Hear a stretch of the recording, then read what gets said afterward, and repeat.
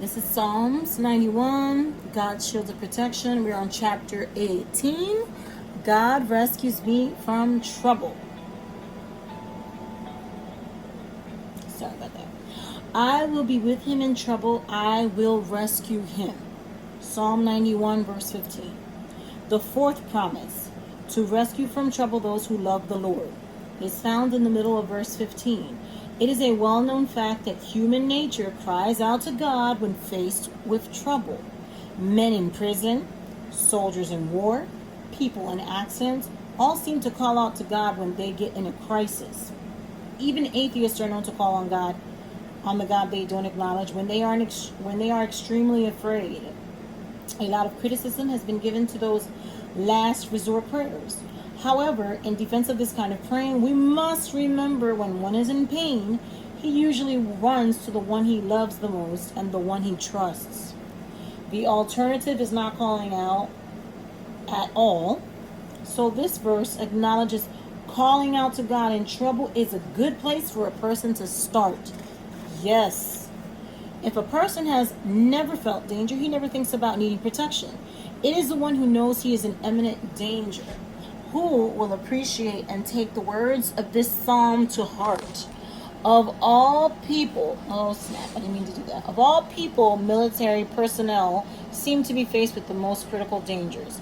But God has a great deal of variety in his plentiful means of protection and modes of rescue from trouble.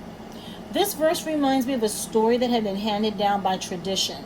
Before the Civil War, a U.S. senator took his son to the slave market where the boy noticed a black mother crying and praying as they were all preparing to sell her daughter on the slave block. As he walked closer, he overheard the mothers crying out, "Oh God, if I could help you as easily as you could help me, I'd do it for you, Lord."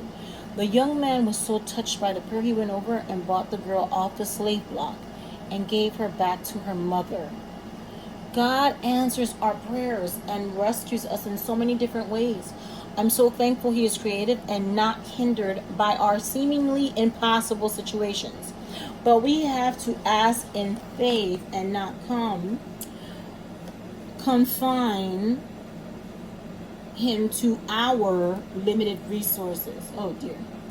God says, if you love me, I will be with you. And when you find yourself in trouble, I will rescue you. But we have to trust him to do it his way. British newspapers told a British submarine in World War II that was in trouble and needed to be rescued.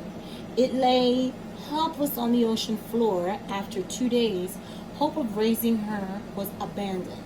The crew, on orders of the commanding officer, began singing, "Abide with me." Fast falls the evening tide. The darkness deepens, Lord, with me abide.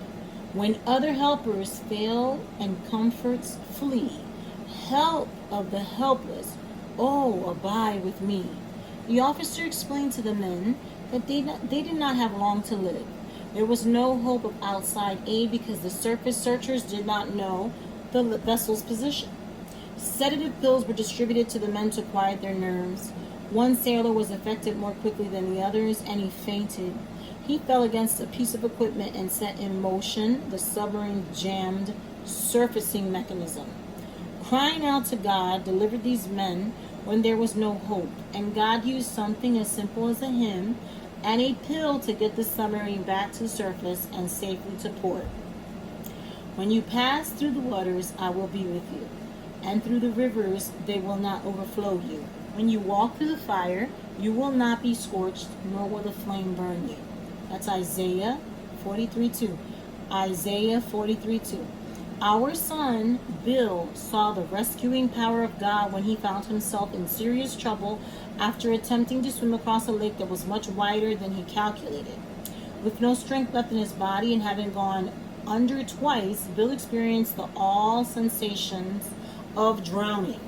But miraculously, God not only provided a woman on the opposite bank, which was previously deserted, but also enabled her to throw a life ring that just happened to be nearby, more than 30 yards. Landing within inches of his almost lifeless body. Although some people might call happenings like these a coincidence, the negative situations that we encounter can become God incidences when we trust his word. That was certainly Bill's day of trouble, but I thank God he was with Bill and rescued him.